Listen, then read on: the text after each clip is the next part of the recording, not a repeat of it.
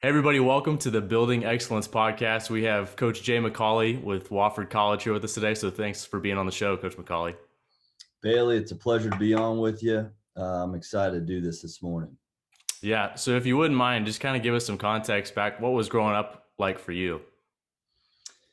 Growing up, I grew up in Marietta, right outside Atlanta, and I grew up in a middle class family.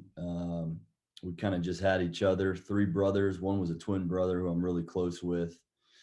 I've gotten closer with my two older brothers as time's moved on here. They were 9 and 7 years older than I was. So my mom was a teacher. My father was an internal auditor, whatever the heck that is. So he was pretty tough guy, tough coach. Drove to work an hour to and from. I just thought I was normal. And then you kind of get into life and you realize how many sacrifices he made and my mom made. And was really fortunate to have the family I did. It was super competitive. Went to church every Sunday, lots of sports in between, and you better get A's and B's, mostly A's in our house. So that's kind of what shaped me throughout my whole childhood. Yeah, we'll talk a little bit about. I know you played a lot of different sports growing up, but you really played a lot of baseball, I think, if I remember right. But you wound up playing basketball. Why did you transition to basketball? And just talk about that experience playing sports. Yeah, my whole ever since I was 5, I played baseball pretty much year round. So I think a few things shaped that. I always, looking back at it, my dad was my coach in Little League, and so in a strange way, it was something I always modeled myself after, was my relationship with my dad involving baseball and seeing him coach. And I think seeing him the most happy he was, doing that instead of his other job. And I think that really resonated with me subconsciously that I love baseball. I love playing it, but the double headers and triple headers and Georgia Heat after a while ran its course, and I became more in tune with basketball as I got older because my older brothers played 7, 9 years older than I did. I remember going to those games, and they were my heroes, along with my dad. So, over time, I got better and better at basketball, and I kind of got burned out with baseball. But still love the Braves, diehard Braves fan, and love the game of baseball. But yeah, it's interesting how my life kind of shifted there. And as you look back, were there any particular experiences growing up that really shaped you outside of sports or maybe inside sports that you remember? Yeah, a few. I think we all do, and it's interesting to look back at that. For me, like I mentioned, my dad was my coach. So me getting into coaching, why do I coach? There's a lot of reasons, but one that just sticks out in my mind reflecting on that is just seeing my dad and how competitive and how good of a teacher he was, and actually how passionate he was to reach certain kids, from different places and be able to motivate and deal with difficult things as we do in coaching ranks with parents. He seemed like a problem solver to me and a motivator and a good teacher. And so being under him and going undefeated, winning championships, I think that started my first drive of coaching and just my competitive spirit. And then I mentioned my brothers, they went to the Final Four at Pope High School for the first time in school history. And I remember my twin and I were 6 years old with our faces painted. And I remember going to the Final Four, and it seemed like a million people there, but there's probably like 200. Uh, but cheering for them and thinking that they were just the bigger than life. And man, I'd love to do that one day. So those things probably shaped me the most from an athletic standpoint. And then, how you deal with different difficult things. I'm not here because everything just was rosy and ice cream and rainbows, but I can recall not making an all-star team when I was 11, and my twin brother did. And Oh man. I got a chance to watch him play. And I remember sitting with my older brothers and how passionate they were, yelling out on the field, supporting him. And I'm over there just throwing a ball against the wall. I'm like, man, I better pick this thing up. And I remember I got a chance to go on like summer vacation, but I had no one to play with because he was always at practice. Yeah. And after that, I think I kicked it into another gear in terms of what I wanted to do with my life and kind of my drive. And then probably the last thing that shaped me that sticks out in my mind was I was in kindergarten. I was asked to speak at a PTA conference and share my story that I had come up with. I had quite an imagination, Bailey. And I was kind of known as a class clown and kind of a funny guy in my family. And I didn't think anything of it, but I got up there and it seemed like a sea full of adults and my family were out there. And all these video cameras, you remember the old video cameras, the big video cameras on tripods?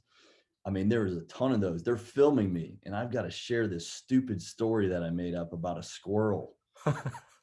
And so I remember getting up there, and I'm like, yeah, I'm not doing this. And I walked off, and it just kind of, from that point on, I was like, man, I do not like doing that. But it's funny how you're put in those positions growing up, and you've got to face adversity, and you got to face some fears. And looking back at that, seeing my brothers laugh and parents are like, yo, who is this kid? Yeah. It wasn't a big deal at the time, but it certainly shaped me, I think, as I had to face some fears of mine going into my profession. Yeah, I think your oldest daughter Addie would not have any problem speaking in front of people. But it's funny you talk about those experiences. We can look back on those and we can laugh. But sometimes in the moment, those are not so funny. Like those are real intense situations where we either have to pick ourselves up or we kind of push back against it and don't really make anything of it. So kudos to you for being able to kind of push through that and see that it was something that you wanted to transition out of and like, hey, I gotta pick my game up a little bit. So, but it is funny looking back as they sometimes are funny experiences, but not in the moment. They're not that funny. Yeah, they're so loud, at the moment, and then you realize that they're not so bad. And if you just, if you got a support system like I did, which you realize how fortunate you are, and then you got people that nudge you and just kind of continue to put you in those positions, it can be pretty powerful and life changing, good or bad, right? Hmm. But it reminds me when I'm in my job, Bailey, how important it is to just nudge guys in a positive way, to get them uncomfortable and so that they can have those experiences and look back at their time here. Man, that really pushed me in the right direction. Yeah, absolutely. Well, transitioning into, you kind of playing basketball in high school, how did you wind up at UGA, University of Georgia, for those that don't know? It's just one of those forks in the road in life. And, I've been very lucky in a lot of ways, but I thought I was going to Oglethorpe, and that's a smaller school in Atlanta, to play baseball and basketball. And like I told you, my priorities and my focus shifted from my love of basketball to where my junior and senior year, we had a really good team, and my twin brother was the stud on our team. And so we went to state, upset a few teams, and played the number one team in the state that year that had about 4 Division I guys. And Jim Herrick at UGA was in his second year, I think, at Georgia, or third. And he was recruiting the top prospect in Georgia on that team. And we were at Georgia Tech, the old Alexander Memorial Stadium, and we played our tails off. And after the game, he asked if we had interest in walking on as a preferred walk on. So my older brother went to Georgia, several friends, my ex-girlfriend was going there. So that swayed, things were just working out to where, I got my opportunity and I decided to go after it. So that's how I initially got there. And boy, was it an interesting road once I decided to go there. Yeah, dive into that because it's not so much where you get there and everything's just nice and easy and you're on the team. Talk about those experiences with first with Coach Herrick and then as a transition. Yeah, I remember sitting in this old auxiliary gym next to Stegman. It was like a barn shed. Now it's a lot nicer. But I remember no one speaking to me for about 2.5 months. And my twin brother and I would just sit on the side and wait in case someone twisted their ankle or didn't show up or had a conflict. And we maybe got in a game or two in the summer. This was leading into our freshman year. But afterwards, the staff would play. And the GA, the current head coach at Flagler, Chad Warner, who is an awesome, awesome coach, good Christian man, was the GA. And he goes, McAuley, come over here, play with us. And at that time, they didn't know if they were going to take another walk on, but they were going to have a couple practice players. And playing against those guys is how I was invited to be on the squad officially. So it just kind of shows if you stay, disciplined and stay at it day after day, and you really want something, sometimes you catch a lucky break. I certainly did. Yeah, absolutely. Well, in the moment though, when you have no one talking to you for like 2 months, you're on the side. What's going through your head? Yeah, I mean, it's number one, you're like, man, I'm not as good as these guys. These guys are pretty good. And Rashad, I mean, he was incredible. Like watching him, I'm like, oh my gosh, I'm going to be retreat dribbling to the parking lot here. But you watch those guys and it either scares you to death or it kind of motivates you. So I would stay later and just like, hey, just, wait your turn and you get your opportunity, show what you got. And I think that has a lot to do with, my parents' foundation that they instilled in me and some of the coaches that have really helped me along the way. So, and my twin brother was there, so a support system like that was really, really good. But that wasn't the only time that I had to try out. I had to do it all over again a year later. And I was one of 75 that had to stick it out. So that first process, I think, really helped me in the second year. A little anger about I got to do this over again with a new coach. I've already proved myself, but it certainly helped me the second go around. Yeah, absolutely. Well, one of the things too is you go there as a preferred walk on with your brother. You get to be a part of the team with Coach Herrick. But even in that position that you don't know if they're actually going to take another guy. So you're sitting there and there's no certainty on if you're going to actually be on that on the bench and on the team. So you have to continue to have that mindset. Like no matter what, I'm going to outwork everybody. I'm going to try to go in there and give my best effort and then, let the chips fall where they may. But then obviously you get to play that freshman year. What was that like playing under Coach Herrick? And then talk about ultimately, why you had to try it again. So I thought I was in heaven. Jim Herrick was an incredible coach, players coach, completely committed to what he believed, never deviated. And I think the players really resonated with him. I know Rashad's probably talked to you about him to you. But, we were top 10 in the country, got removed from our bus before going to the conference tournament, and our season ended.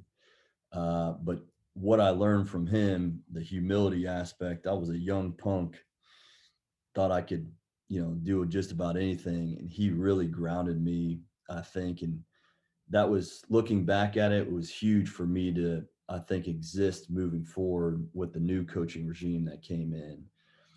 He had great character. He believed in what he said. Everyone really was moved by what he was said.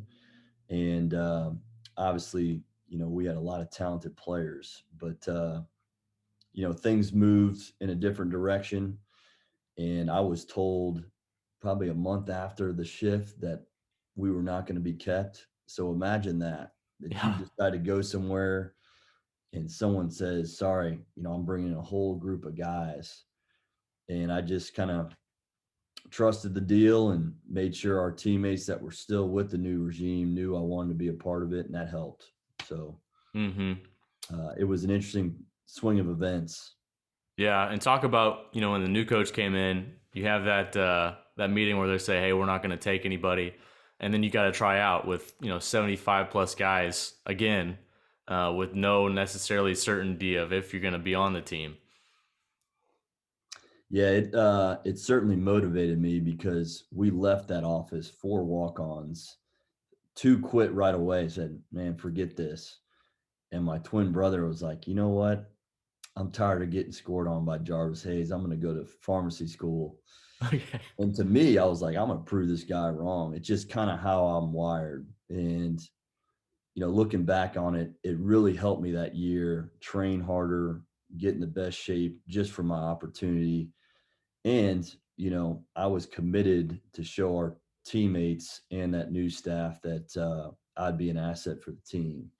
So it really, kind of like coaching, you got to do the dog days and all the difficult jobs, and the walk on opportunity can be really, really rewarding, but there's some tough things you got to go through. And I think for me, that's when my passion for hoops and my belief, like this is what I want to be a part of and pursue, was solidified right at that moment. Yeah, and I would say as you look back on your story, there's lessons of persistence, determination, work ethic, obviously, and then passion, and that carries over into what you do and how you do it.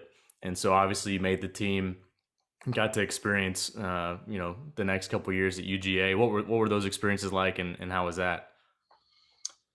It was awesome. It was awesome. Now, it started with the tryout going back to that second regime.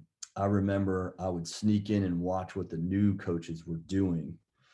And so when the tryout happened again, I was yelling things that they were teaching to try to get a little edge. And I'm going, how pickup is. It's supposed to be pickup. I'm out there trying to take charges. I'm yelling like, I got your help, and I'm running around screening everybody, and everyone, that's trying out. It's like, yo, what's wrong with this dude? Yeah.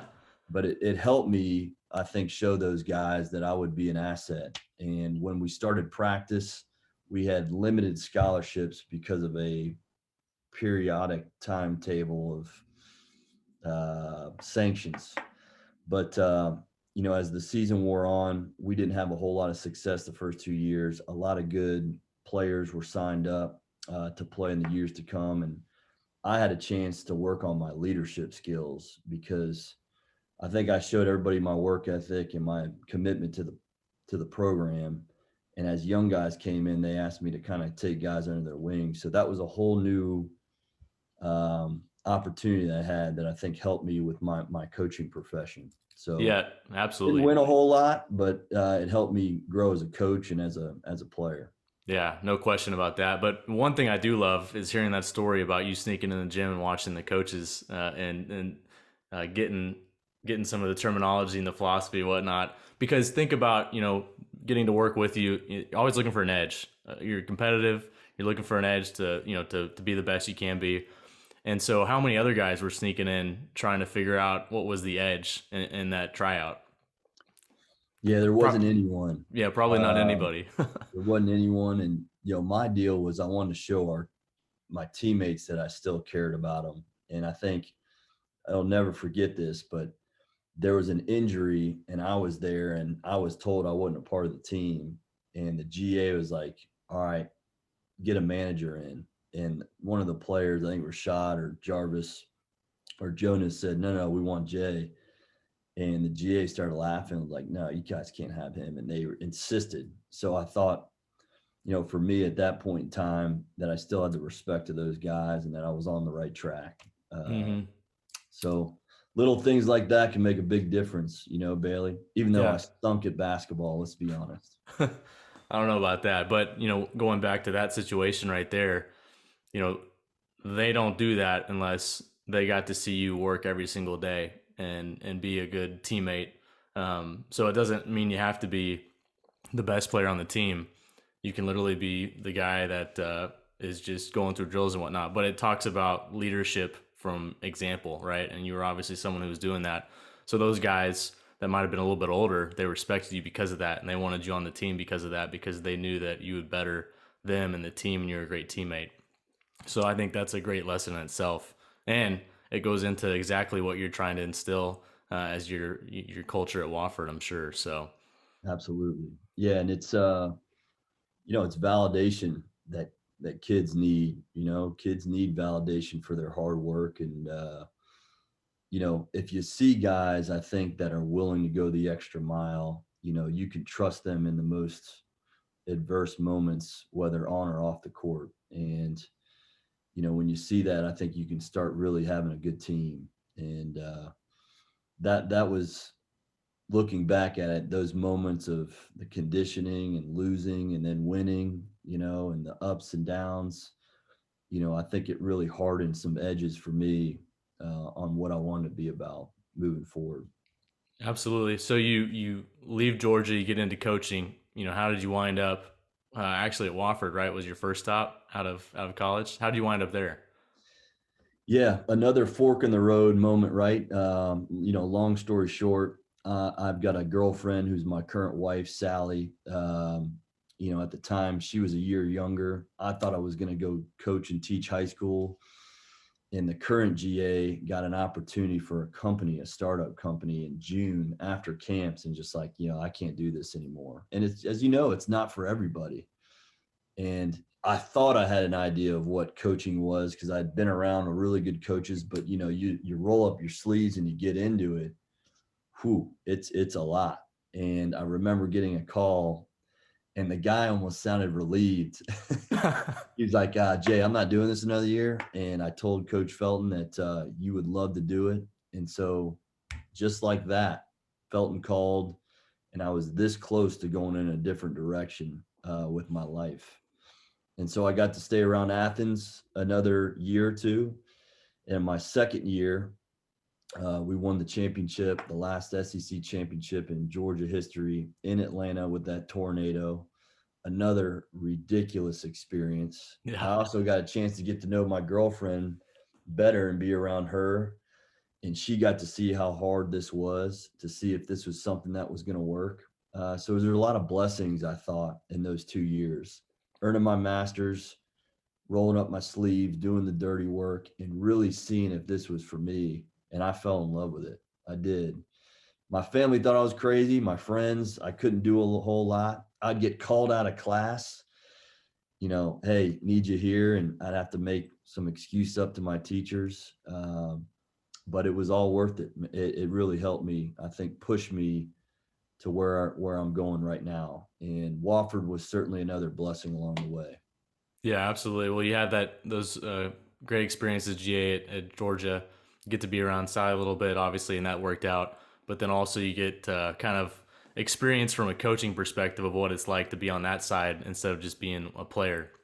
And obviously, you want go ahead. Yeah, and I was rooming with some of the current players the year before as a senior. So then now I'm rooming with a few of those guys that are now seniors as a GA, and I've got to work on that balance, and that was an interesting transition, but I loved it. I loved doing the different things that go into it. Felt in such a detailed, bright mind that it really challenged me in some logistical areas and some scouting areas and being detail oriented at all times and the preparation that needs to go in to be really, really confident. And so those 2 years helped me. And then when we won that championship, I didn't know Coach Young or Wofford from anywhere. Uh, and it just so happened that one of the all-time great coaches that was an assistant at Georgia knew Coach Young, and they needed a video guy for a volunteer position. So that dates me a little bit. That video stuff was just kind of coming out, and the exchange of video, and I had to go in there and kind of be a multifaceted assistant, volunteer, GA, manager, you name it, and that's where I got started here at Wofford. Yeah. Well, another thing too, going back to your story, I think it's important to let people know what you want to be doing too, because obviously they knew you wanted to coach, and so when the Georgia coach knew that Coach Young had an opening, he was willing to put your name out there for you, help you get that. And obviously, it wasn't just basketball. Your first job, I think I remember hearing some stories about some things you did. So, but yeah, go into that actually. Just talk about what that first year at Wofford was like, just getting into basketball. Talk about that experience a little bit.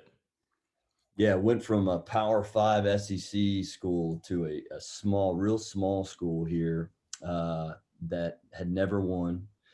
But the staff, I'll never forget on the interview, the staff was so convinced that they were this close to breaking through that stood out to me. And I had interviewed at a few different spots and didn't get the job.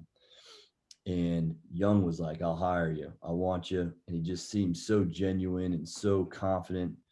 Again, very similar. And you know this, Bailey, you're around people that just kind of stand out to you. Very similar to Jim Herrick in that I believed right from the get-go what he was building and where he was going.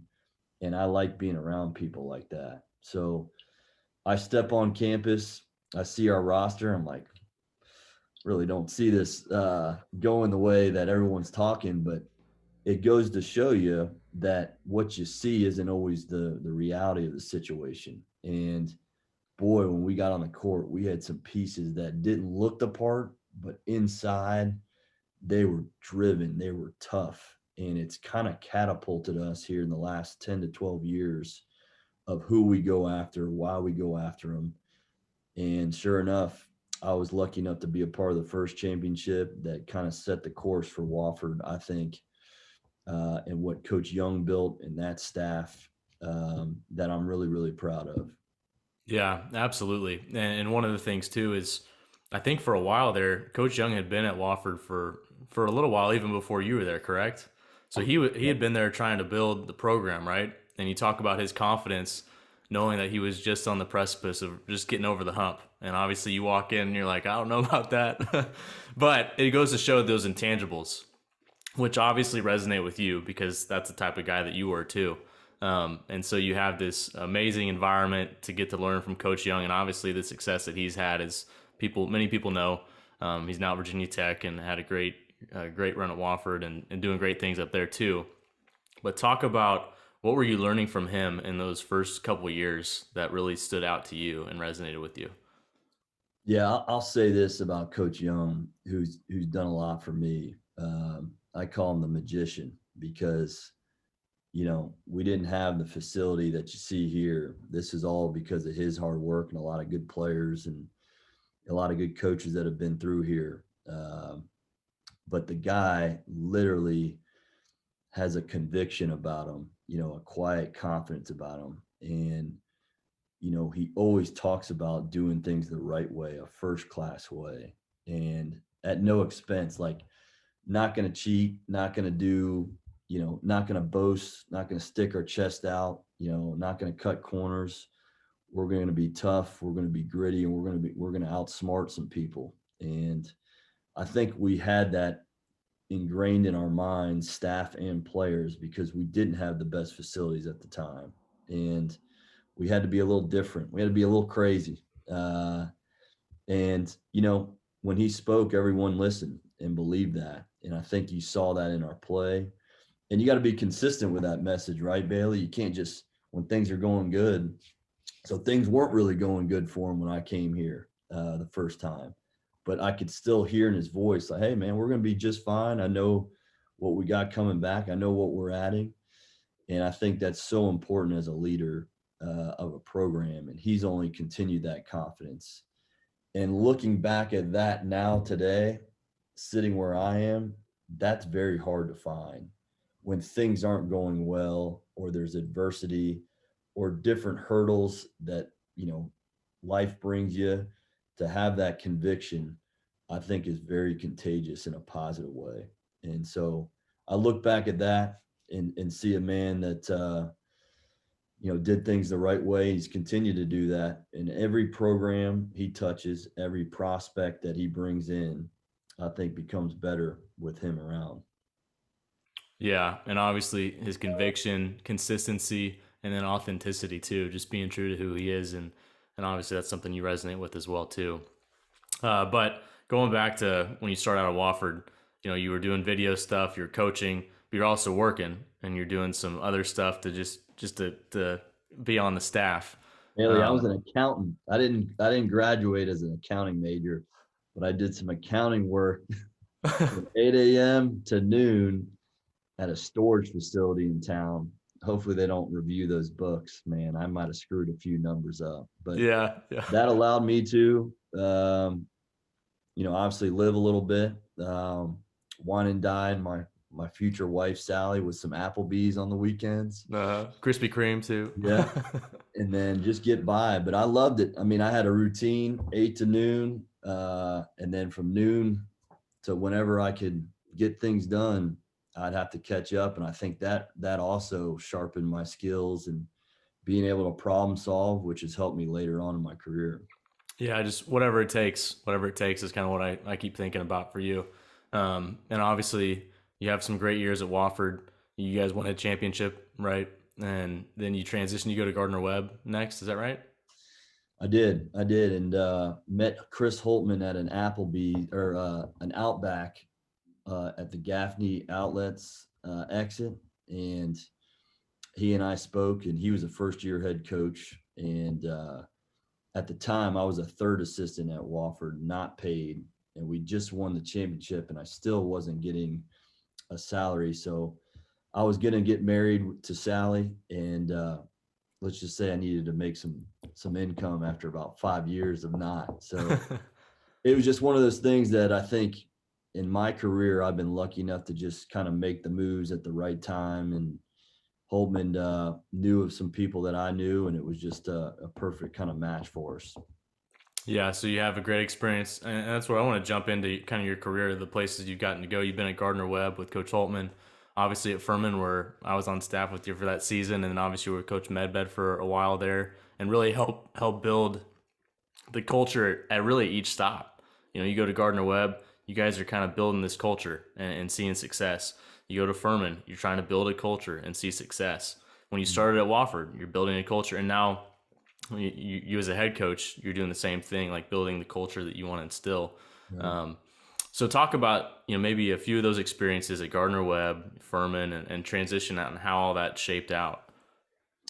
Yeah, it was interesting because I didn't know it at the time, but both of those experiences at Gardner Webb and Furman would be new challenges in that, I trusted so much in what, I could bring and what our coaches could bring that I knew it would happen. But, you add the element of a first year head coach, which my staff had to deal with me 2 years ago. And people don't put a whole lot of stock in that, but that takes time. That takes time to get guys to get their wings a little bit and figure some things out. And I can talk to you about how it was different for me at Wofford compared to Chris and Nico. But, going with Chris, how convicted he was, how competitive he was, how detailed he was, but he still needed to find his niche, the first couple years while growing the talent, while growing the trust of the administration and the fan base.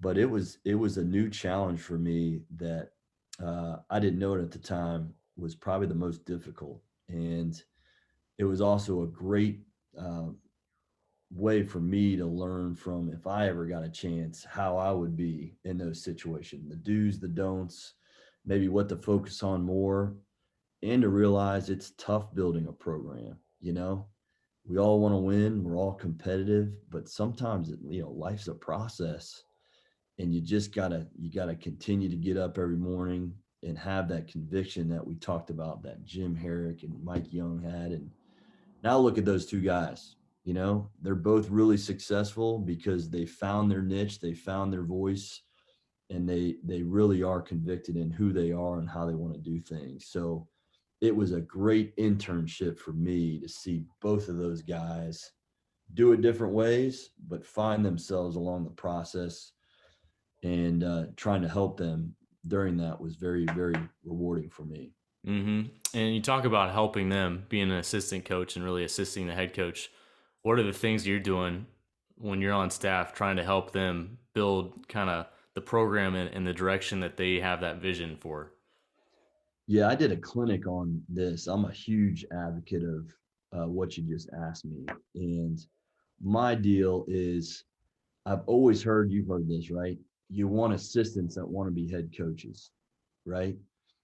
And if you are a good assistant, they don't want to lose you. So my whole goal was to take as much off their plate because Coach Felton, Coach Young had me do so many different things that while they're dealing with the stresses of being a head coach or trying to figure out this and that and really elevate it, that takes a lot of time off their plate.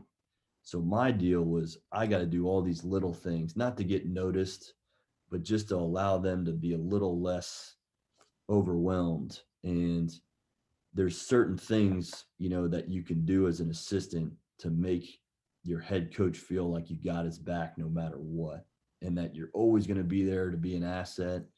You're not a threat, but you're an asset, to echo what he's saying in the locker room and to take things off his plate. Examples, scheduling.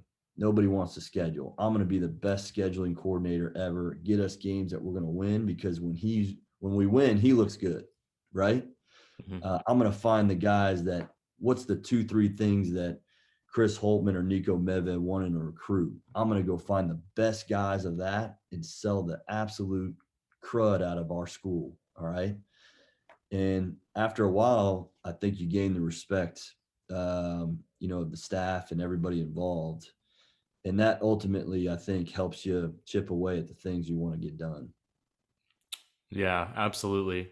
We'll talk about as you transition to Furman. How did you wind up getting to Furman, going from Gardner Webb? Yeah, like I mentioned earlier, just one of those doors that close and another one that opens.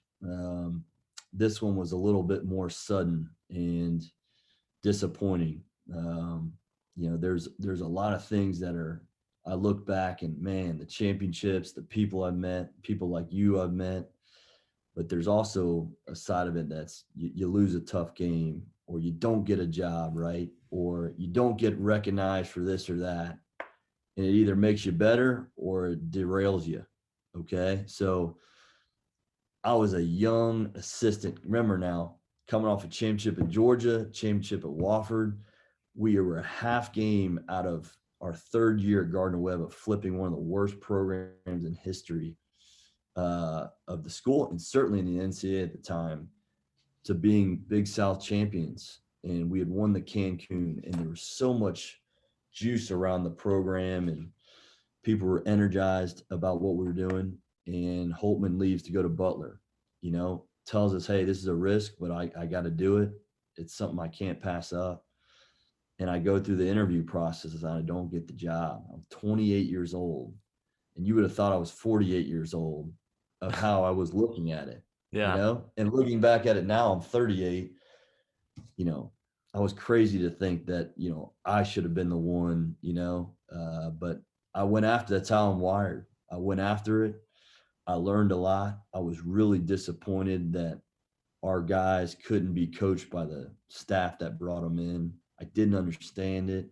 It was my first taste with administration that didn't see things like I did, and that's no knock on their administration. It just, at the time, it didn't resonate with me of why. So I could either sulk about it or roll my sleeves up and get better. And something opened up at Furman that I didn't know Nico, but he knew acquaintances. And again, I was thrusted into a program that was not very good, as you know, where we came from at that time, with another first year head coach who was completely different than I had ever been around in terms of his personality and how he did things. So it was another chapter that was going to present some challenges. Yeah, absolutely. Well, and you talked about that experience of Coach Holtman going to Butler kind of shook things up. Obviously, the one thing too though is you took your shot. You're going for that job, no matter if you're 22 years old, 28, or 38. Like, you wanted to go after the job, and you went after it, and maybe didn't have the outcome that you wanted at the time, but it's all worked out, and you used that experience for the betterment of yourself rather than for the negative, obviously. And so it's those things that when we hit those disappointments in our lives, it's like looking back and sifting through all those things, and taking those things and helping them shape us to move forward. And obviously you did that. You wound up at Furman. What were the things that you learned from Nico being on staff with him? You talked about him being different, obviously, from Coach Holtman and probably from Coach Young. Everyone's unique. But what are the positives, attributes that you learned from him being on staff? Yeah, I think he really challenged me in different ways, in that he attacked a new program in terms of, I'm putting most of my time and energy to not only recruiting talent to get us more talented, but I'm going to recruit the people around the program so that there's more support.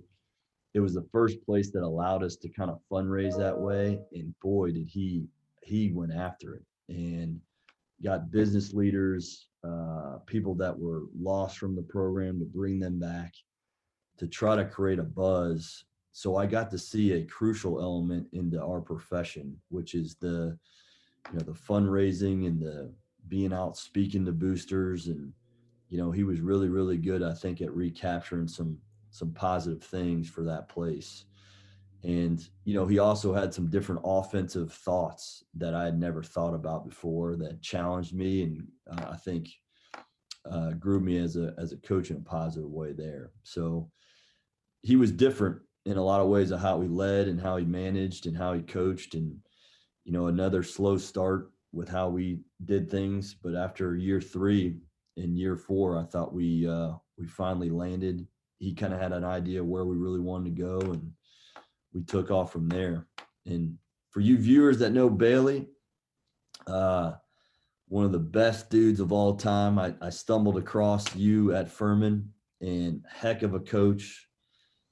So bright, a guy that wears his faith and his personality on his sleeve. And just being around you there for a couple years was a blessing for me. And I know it wasn't always pleasant sitting behind me in games. I'd kind of swing my head back there and give you a black eye when I was disgusted at a defensive possession. But Bailey was instrumental for us at Furman, and I thought provided some really good leadership for our guys on and off the court. So that definitely sticks out to me as well. Yeah, well, I appreciate you that. I'll pay you that $20 when I see you next time. So, yeah, and I definitely almost lost my teeth there for a few times for sure. Well, we don't jump to the ball, Bailey, and we don't take charges. I get a little frazzled, but we got there. Oh yeah, for sure. Yeah. And that's the thing, at Furman, I would sit behind you guys at our home games. And sometimes I'd sit at the end of the bench, depending on the arena layout. And so, yeah, we had plenty of times where we'd go over, you were pretty much the defensive guy. So we'd go over defensive schemes and go over the opponent's plays, and you'd be sitting there and we'd watch, and all of a sudden we'd be calling out some play. It's like back screen, back screen, back screen. Our guy get back screen, layup. So it is what it is. So yeah, I've tried to control that over the years, and I'm getting better at it. Yeah. Well, yeah, it's tough to watch. So anyway, yeah, we had a lot of good times at Furman, and obviously you had great success there, and you wound up getting a chance to go back with Coach Young at Wofford. Nico obviously left, transition, and then you get to Wofford. Talk about those couple years under Coach Young back as assistant with all the experiences that you've had, and being able to watch also the success that they continued to have while you were away. And then that transition into going from Furman to Wofford, and then obviously into being a head coach. Yeah, never in a million years would I have thought I would have came back here. Just where I was kind of moving, the wind was taking me. It's funny, we played Wofford in the championship game, I believe my last year there. So we had a bunch of freshmen and almost beat the number 1 seed Wofford. And so just to think that I'd go back there was just not in the realm of possibility. But again, another story in my lifetime that didn't work out right. Went after the job at Furman when Nico left in season, which just blew me away. I'd never heard anything like that other than like football, where guys take jobs and don't go to the bowl games. That happened to us, and boy, was it a weird time. And so we finished the season in a postseason tournament. I interview, I don't get the job again, and I'm just, my wife and I are like, man, this is just crazy, because you want it to work a certain way, but it ain't your time. And so it's funny, 2 days later, I get a call from Young. He goes, I want you back. And again, I had never thought of that. My wife is punching me in the leg as we're driving, like, you need to take that job. Because we had loved our time at Wofford, but again, it just never in my mind, I thought I would go back there. But an associate head coach position came up. We had a good team. I think they were a team that needed some toughness and some development. They had the pieces to be pretty good, I think, for 2 years. And we had a young point guard named Storm Murphy as a freshman. And so I decided to take it. We were just okay our first year. And then right around Christmas, we beat the number 5 team in the country in UNC, and it just catapulted us. Confidence. We came back from Christmas. Everybody got their presents. We beat UNC. Everyone's just got a different swagger to them and a different focus. And we finished the year really well, and then had a foreign trip that summer that absolutely bonded us in different ways that we could have imagined. And then we obviously have a magical run in 2019 in which we go undefeated and finish top 20 in the country. So, at the time, you think, man, this just isn't working out.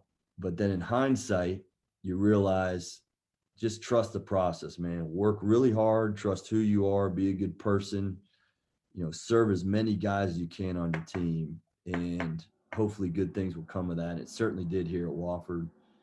And boy, was it a blur after that. It's continued to be a blur. So, Yeah. Well, and that's one of the things is there's a lot to unpack in that what you just talked about. But you get hit with another opportunity to try to be a head coach, and it doesn't work out. You're disappointed. That's a little bit of adversity to you. Obviously, you think that this is a great opportunity for me to step into Furman and be a head coach and continue to build the program. And then you get to go to Wofford, the place you started at with Coach Young, a guy who I know you really, really respect and admire as one of the best people in the business.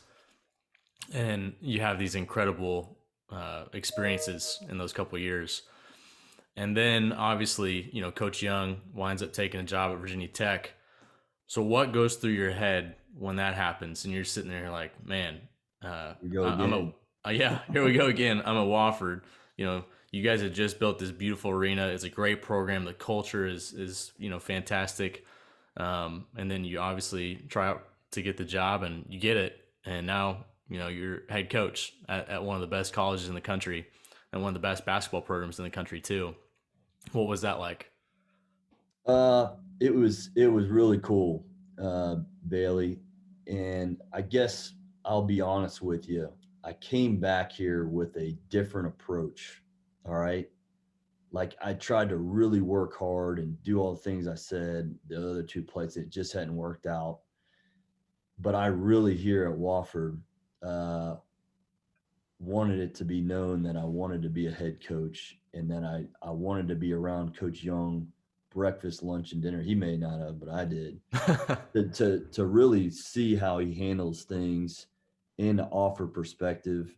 And I really wanted him to understand, I thought from day one that I was going to be there for him to help alleviate any troubles he had. And, I think he really trusted me. And I wanted that trust. And I think those 2 years, I learned a ton about being prepared for that moment so that when it did happen, I was a lot more calm, if that makes sense. Uh, and people are like, really? Like the job just opened up again. This is the 3rd time you're trying to go after, but I just felt more secure in who I was and what I was going to do. I think the authenticity of what I was saying to supporters, our team, hey, it's going to be just fine. This is my plan. I was always prepared. I was always, had belief in what I could do, but I thought I was able to express that in a lot better way based off the experiences I've had and kind of what I thought I could bring to the table. And so there was a week there, Bailey, where he got the job. We're in limbo, and I'm talking to all these people trying to get the message clear to them. And I don't remember anything about it. I mean, it was just not a lot of sleep and just kind of talking to a ton of people. And then I had 1 hour meeting with the AD. And after that, I got a call that the job was mine. And it was one of the neatest days of my career and certainly my life. Yeah, absolutely. And in that press conference, they got to announce Jeff McAuley to all of Wofford and the constituents. Yeah, yeah. And, I think I was texting with you. That's par for the course for my career. Yeah, Uh, yeah, it's just I found that really funny, and so did all the players and my family. Because if you know me, I like humor and things not to go as cookie cutter. So, you know, it was a funny moment, but one that I'll never forget. Having my dad there, who I love to death, and he's the reason why I'm a coach. Like I told you, and my mom, and then my oldest daughter was there, and Sally, and to see our players there, support me was really neat. So it was an honor to do that day, and it's still an honor every day to come to this office. Yeah, well, obviously they picked a fantastic coach to head up Wofford, but you talk about these experiences of being around first year coaches. What was that first year like for you as a head coach? And you're trying to, kind of do things probably a little bit differently than Coach Young, and instill kind of your culture and your example out there. Yeah, it was a lot of fun, but very difficult in that. Remember now, things had been done a certain way for so long, and I Long didn't time. I didn't put a lot of, with everything moving, I didn't probably put as much stock into this, and it's important if you are going to be in this situation. I was very lucky that the culture was already set. All right, for the most part. Yeah, I'm going to put my twist on some things schematically, culture wise, but we're not gonna reinvent something here that's broken. But what was interesting is that I didn't take into account that all those players that you see there celebrating the championship, about 60% of those guys came back. And so their expectations of getting a bigger role, right, of doing things how they've always been done, can kind of get tricky. And I really had to challenge some guys to be humble in some ways and really buy in. And for the most part, I was really proud of how they did those, but it was different. And then you're adding new guys that have never been a part of the Wofford situation, whether recruits or staff, and you're trying to get them caught up to speed. And you assume they just know, and they don't.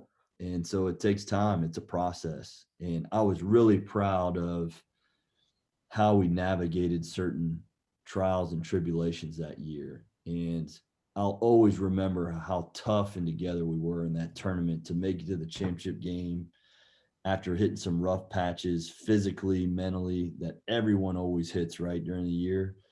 But boy, oh boy, was our resolve really, really tight, I thought, those last week. And that was one of the coolest things I've ever seen. Yeah, no question about that. And as you go into that first year, you have those experiences. You kind of learn about yourself a little bit being a head coach, like actually being in that position. Mm-hmm. So all the things and the ideas that you had in your head of what you would have done, now you're doing. Now you're implementing, you're testing, you're seeing if it's okay. Maybe this doesn't work as well as I thought it would. This is something we should try out. Um, and so you obviously had that first year, and then you had the next season, which it was COVID season. So totally nuts being in that position as a head coach. But you guys had great success, last year. You guys were working and continuing to build in the direction that you wanted to go, even though you had a lot of adversity and a lot of different obstacles that no one has ever navigated before. And so when you talk about kind of leadership and Yeah. moving forward and things like that, what does even being a good leader mean to you individually? Well, I think it means a lot of things, but if I could put it in a simple way, you know, God's only going to give you so much daily, weekly, every year that you can handle, and I've got to be reminded of that, and I got to remind our players that.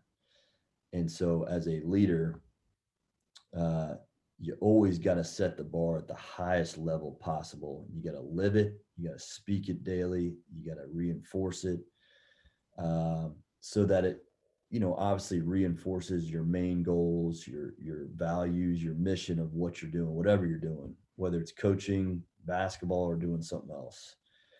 And then you got to really hold others accountable in your program when they derail from that a little bit or get lost. And that's in the good times and the bad times. And oh yeah, by the way, Bailey, you have a life too as a head coach. You guys do? You have head coaches that have lives? Yeah, so you got to have balance. My second daughter was born the night of my first head coaching game, and we're going through that in the first year. So there's a lot of those things personally that are going on. There's professional things going on, and how you balance that. And you can never let those guys see you sweat, as Coach Young used to tell me. All right. Don't ever let them see you sweat. And that may not go against or go with the current climate of things. But in a way, as a leader, you've got to be really consistent of not letting a bad call or a bad day show that you're just gonna, yeah, I'm not up for this job today. And no matter if you got a kid coming on the way or two or three losses in a row and your team's just kind of losing confidence, how you handle those moments is a huge leadership deal.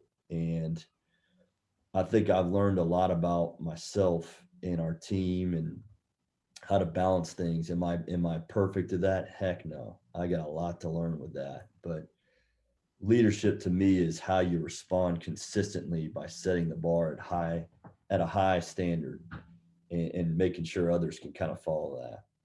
Yeah, absolutely. And I'm glad you explained that analogy what Coach Young said, because he sweat a lot, so he meant you defined it for us. So instead of physically sweating, Yeah, but because yeah, we all sweat from time to time. Thank goodness we didn't have to wear suits last year. Hopefully we can keep that up. yeah, yeah, absolutely. Well, real quickly, because I know I want to honor your time because we gotta get out of here. But you know, how do you get the best out of players? It's something that I know we talked about on staff a lot back in the day. But you're always trying to get the most out of your players, and you're always trying to find those things that make people tick to extract the best possible outcome. You're holding people to a high standard, like you just talked about. But what are those things, in your opinion? How do you get the most out of your players? And then talk about what makes a great teammate. Yeah, I think getting the most out of your players, it's more internally driven for those guys in my experience. Okay. And then it's a matter of a coach or a staff nudging those guys because those guys have themselves and hold themselves to a high standard. um, Getting those guys to do a little bit more and push them in the right direction. I think it starts with having a relationship too with those guys outside of basketball. They got to trust you, and that's why when I got the head job, I wanted to be around our guys as much as possible. Them to be at my house to see me for a different person than just a coach, right? Have an open door policy. They got to be able to come and talk to you and not always feel like they're walking on eggshells around you. So having relationships number one, but the best players I've ever been around are the ones that are internally driven and seek coaching and hard coaching and pushing them in the right direction. It's the ones that aren't as internally driven that are the complicated ones, right? Mm-hmm. And that's when you really got to show them, and give them confidence. I think instead of always tearing them down. And me, I have a high standard for production, and that's something I've had to learn probably more as a head coach. Is not everyone's wired or thinks like me, and I've got to help those guys that struggle with confidence a little bit, and how I can get them to really believe in themselves and their abilities, which is easier said than done, obviously. Yeah, just having that kind of that high motor guy, and obviously we could talk all day about the guys that what you look for, but having guys that have that internal drive, those intangibles is really key when you're, I'm sure, building your culture. Huge, Yeah. huge. So real quickly, there's a ton more that we could talk about, but we got a little fire round, so we'd love to kind of dive into some fire round questions. You can just answer in one word or something at the end of the sentence. So Sure. you can do anything if. You can do anything if you outwork somebody. All right. You can outwork somebody and you stay true to who you are. Leadership is. We kind of touched on that, I think, but leadership is raising the bar, man, to the highest standard. Mm-hmm. Do you have a favorite vacation spot besides the old Turner Field for the Braves? Yeah, that's up there for me.